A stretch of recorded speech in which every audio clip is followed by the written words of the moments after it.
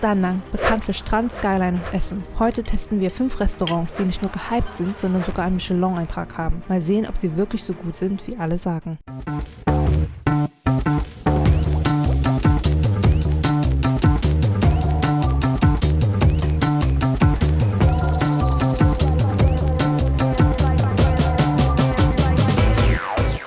Wir sind gerade im Laden Bún Chả Cá.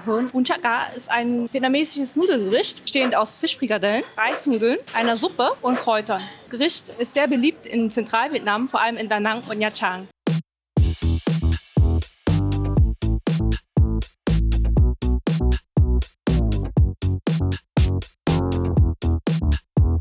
Bún Chả Cá besitzt einen süß-säuerlichen Geschmack, der durch Fischsoße, Limetten und Zucker entsteht. Wie mal, ob es sich lohnt. Ich habe dafür ein bisschen Zitrone zur Würzung reingemacht. Das war schon mal was auf den Löffel.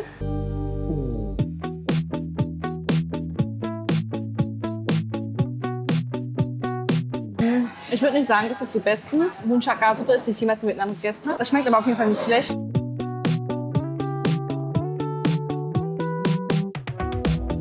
Die herzhaften Fischfrikadellen bestehen aus verschiedenen lokalen Fischarten, wie Makrele oder Barracuda, und bilden somit den Kern des Gerichtes. Das Chả Cá ist sehr gut und keine Sorgen haben, falls ihr Angst habt, dass es fischig schmeckt. Es schmeckt ganz und gar nicht fischig. Diese Portion hat uns übrigens 35 gekostet. Das ist eine große Portion. Es gibt auch kleine Portionen oder auch Portionen mit Krabbenfleisch. Der erste Laden war meiner Meinung nach kein Michelin wert. Ich würde dem Laden nur eine 6 von 10 geben. Vielleicht haben wir aber bei dem nächsten Laden mehr Glück.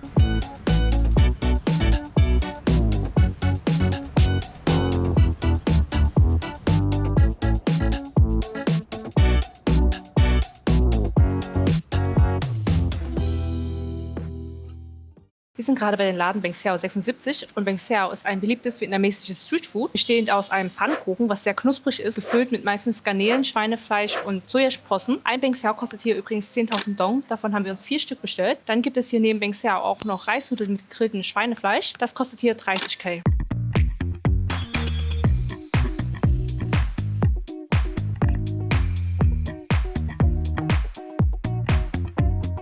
Beng Xeo wird normalerweise mit den Händen gegessen, was auch sehr typisch ist für vietnamesisches Streetfood. Traditionell isst man das auch mit Reispapier, indem man das einwickelt mit Salatblättern. Dafür nehme ich mir ein Salatblatt und kann da noch zum Beispiel Gurken oder Kräuter reinmachen. Dann nehme ich mir ein Stück Beng Xeo, leg das hier rein und dann kann ich es einfach einwickeln wie eine Sommerrolle, kann man sich das vorstellen. Und anschließend dippt man das in eine Nuoc Cham Soße, das ist so eine süß-saure Fischsoße.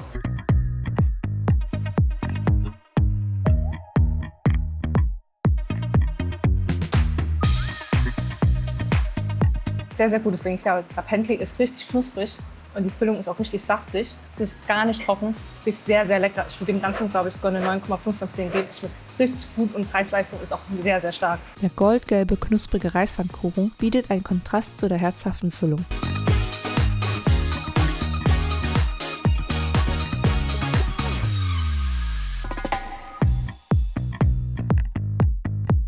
Ich wollte euch mal zeigen, wie knusprig einfach dieses Beng Xeo ist.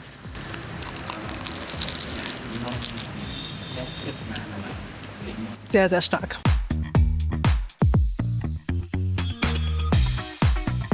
Ursprünglich kommt Beng Xeo aus Mitte- und Südvietnam, aber in Mitte-Vietnam, wie Da Nang zum Beispiel, sind die Beng Xeo ein bisschen kleiner, aber dafür knuspriger. Ich probiere mal die Nudeln. Die sind jetzt hier nicht stark dafür bekannt, sondern eher fürs Beng Xeo. Aber wir wollten halt noch eine Hauptspeise dazu bestellen. Das mische ich jetzt einmal alles schon durch, weil meistens ist ganz, ganz unten die Soße. Hier sind einfach Reisnudeln drin, bisschen Gemüse und Schweinefleisch gegrillt.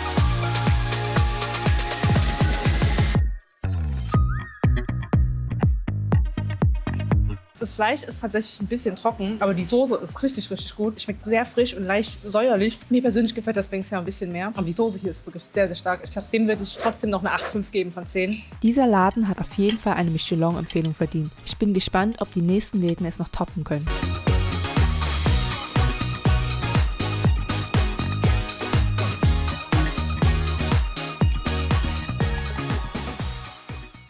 Wir sind gerade bei Guan Yin und es ist ein Restaurant mit mehreren Michelin-Auszeichnungen. Und die sind hier besonders berühmt für ihre Ente. Denn es gibt hier Duck Porridge. Das ist Ente mit Reisbrei. Ich kenne das normalerweise nur mit Hähnchen oder Schweinefleisch. Deswegen bin ich sehr gespannt, wie die Ente schmecken wird.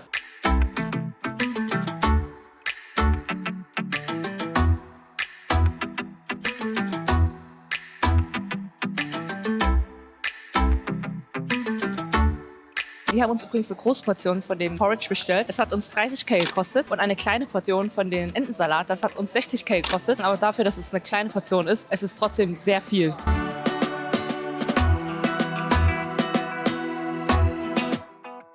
Ich probiere mal was von den Reisbrei. Dafür habe ich mir jetzt ein bisschen Reisbrei mit Ente auf den Löffel gemacht. Chao Vide ist besonders beliebt an kälteren Tagen, da es wärmend und nährhaft ist. Aufgrund der leicht verdaulichen Reissuppe ist es ein beliebtes Gericht für Menschen, die sich nicht wohlfühlen oder krank sind. Die Ente schmeckt wirklich sehr, sehr saftig. Der Reisbrei ist eher flüssig. Manche machen den ein bisschen dickflüssiger. Für meinen Geschmack ein bisschen zu flüssig. Aber die Ente schmeckt wirklich sehr, sehr gut. Ich glaube, ich würde dem Ganzen eine 9 von 10 geben. Also die Ente ist wirklich sehr stark. Probiere ich mal ein bisschen was von dem Salat. Sieht auf jeden Fall sehr stark aus, sehr viel drin. Der Salat ist sehr leicht. Da ist auch eine Art mit Mamsauce drin, die es auch ein bisschen zitronig und würzig macht. Schmeckt an sich auch sehr gut. Ist sehr gut als Sommerzeitdish. Ist keine Hauptspeise für mich, sondern wirklich nur für nebenbei. Deshalb würde ich persönlich, wenn ihr nur ein Gericht bestellen wollt, eher den Reisbrei bestellen. Aber beides wirklich sehr gut. Den Entensalat würde ich mit einer 8 von 10 bewerten. Wir kaufen hier übrigens nicht nur Porridge und den Salat, sondern auch eine ganze Ente kann man sich bestellen. Oder Hähnchen. Oder was ganz crazy ist, die verkaufen auch Entenblut-Pudding. Und wenn ihr mutig seid, könnt ihr es gerne probieren. Wir haben uns jetzt nicht dran getraut. Dieser Laden ist auf jeden Fall für Leute, die gerne Ente essen. Als nächstes ging es für uns aber zu einem ganz anderen Laden.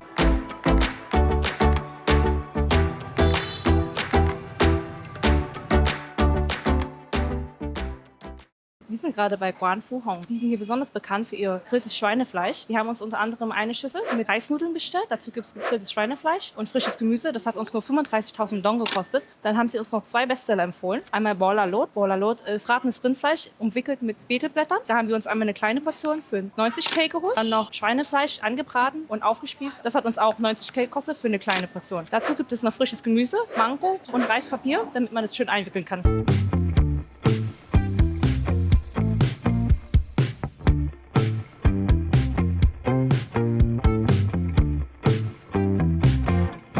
Als erstes habe ich die Reisnudeln mit dem Schweinefleisch probiert. Bei solchen Gerichten ist es wichtig, alle Zutaten gut miteinander zu vermischen. Schmeckt auf jeden Fall nicht schlecht, aber ihr müsst bedenken, das Gericht ist auf jeden Fall ein kaltes Gericht. Zwischendurch kann man es auf jeden Fall machen, ist aber jetzt nicht mein Favorite-Gericht.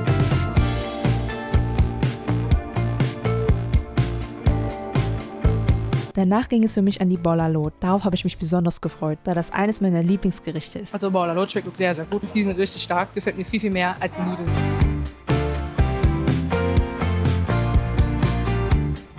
Zum Schluss dürfen natürlich auch nicht die Spieße fehlen. Tatsächlich ein bisschen fad, würde ich sogar sagen. Aber wir haben hier auch noch so eine Soße dazu bekommen. Damit kann man es auch dippen, dann ist es auf jeden Fall viel, viel besser. Aber wirklich mein Favorite von all den 3 ist Bola Lot. Bola Lot würde ich eine 9,5 geben von 10. Dem hier würde ich eine 8 geben von 10.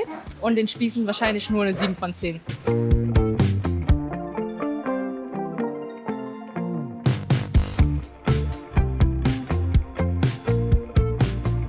Ähnlich wie bei dem Beng Xiao am Anfang kann man die Spieße auch in Reispapier wickeln und nach Belieben mit Kräutern füllen, um alles zu einer Mahlzeit zu kombinieren. Das ist ein bisschen vergleichbar mit Sommerrollen. Und dann ging es für uns auch schon zum nächsten Laden und natürlich darf Seafood in Da Nang nicht fehlen.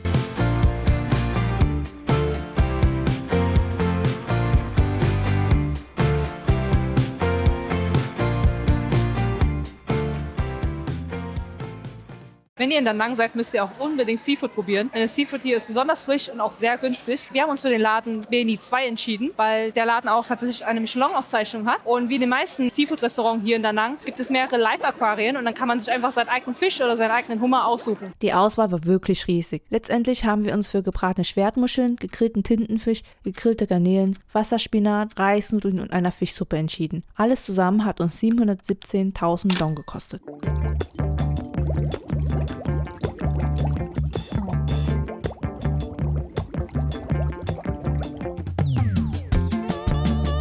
Ich probiere zuallererst die Schwertmuscheln.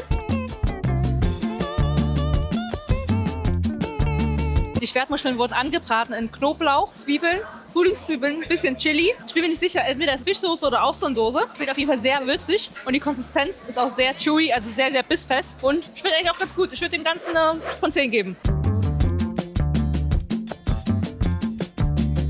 Ich probiere jetzt mal die Fischsuppe. Dafür habe ich mir ein bisschen Reisnudeln und Suppe reingemacht.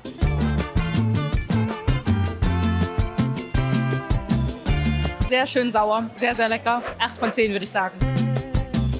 In der Fischsuppe ist auch immer Gemüse drin. Zum Beispiel dieses Gemüse ist eigentlich immer drin. Es schmeckt so geil, aber ich weiß einfach nicht, wie es heißt. Wenn ihr wisst, wie es heißt, schreibt mir das mal bitte in die Kommentare.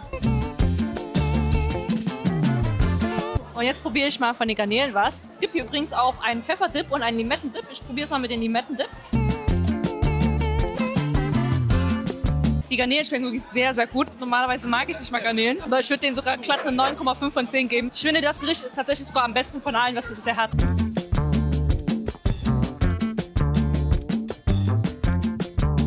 Und zum guter Schluss noch den Tintenfisch. Sehr, sehr zäh. Tatsächlich nicht so mein Fall. Ich finde, er ist sehr schwer zu kauen und schmeckt ein bisschen verkohlt. Also tatsächlich nur eine 5 von 10. Die Gerichte haben auf jeden Fall satt gemacht. Wenn euch das Video gefallen hat, lasst gerne ein Like und ein Abo da und schaut auch unser Video zu den schönsten Orten in Da Nang an.